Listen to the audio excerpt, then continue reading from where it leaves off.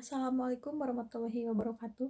Perkenalkan, nama saya Siti Nur Hasanah. Di sini saya akan menjelaskan mengenai penilaian kinerja portofolio.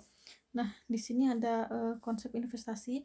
Dalam kamus ekonomi, investasi diartikan sebagai pengorbanan nilai masa sekarang untuk nilai masa mendatang yang menghasilkan lebih banyak uang, baik melalui sarana yang menghasilkan pendapatan maupun melalui venture yang berorientasi pada risiko yang dirancang untuk mendapatkan perolehan modal.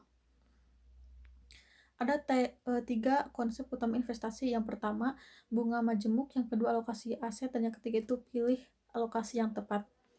Selanjutnya ada proses investasi. Yang pertama yaitu menentukan kebijakan investasi. Investor harus menentukan berapa banyak investasi tersebut akan dilakukan dan tujuan investasi yang dinyatakan dalam return dan risiko keuntungan berhubungan positif dengan risiko. Ketika investor menginginkan keuntungan yang besar, maka investor harus siap menanggung risiko yang besar pula. Nah, yang kedua yaitu analisis sekuritas. Analisis sekuritas bisa dilakukan dengan menggunakan analisis teknikal dan analisis fundamental. Jika sekuritas tersebut dianggap mispriced atau harganya salah, mungkin terlalu tinggi ataupun terlalu rendah. Namun jika harga sekuritas dianggap wajar, maka pemilihan sekuritas didasarkan kepada atas preferensi risiko yang mampu ditanggung investor. Yang ketiga yaitu pembentukan portofolio. Portofolio merupakan kombinasi yang atas sekuritas yang memiliki oleh investor. Tujuan dibentuknya portofolio untuk memperkecil risiko yang ditanggung melalui ditanggung melalui diversifikasi, yaitu mencoba risiko ke beberapa sekuritas yang dipilih. Yang keempat yaitu melakukan revisi portofolio.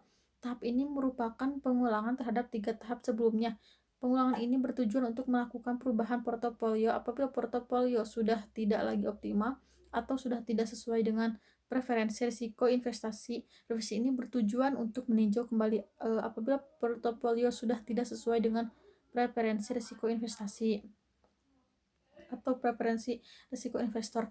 Yang kelima yaitu yang terakhir, mengevaluasi kinerja portofolio. Penilaian terhadap kinerja portofolio diperlukan untuk mengetahui aspek tingkat return yang diperoleh dan resiko yang ditanggung. Portofolio yang memiliki tingkat keuntungan yang lebih tinggi belum tentu lebih baik dari portofolio yang lain jika faktor risiko tidak diperhatikan. Standar metode dan diperlukan dalam melakukan penilaian kinerja portofolio. Nah, adapun metode penilaian kinerja portofolio yaitu ada 3. Yang pertama indeks Taylor, yang kedua indeks Sharpe, yang ketiga indeks Jensen.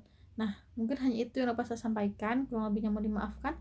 Wassalamualaikum warahmatullahi wabarakatuh.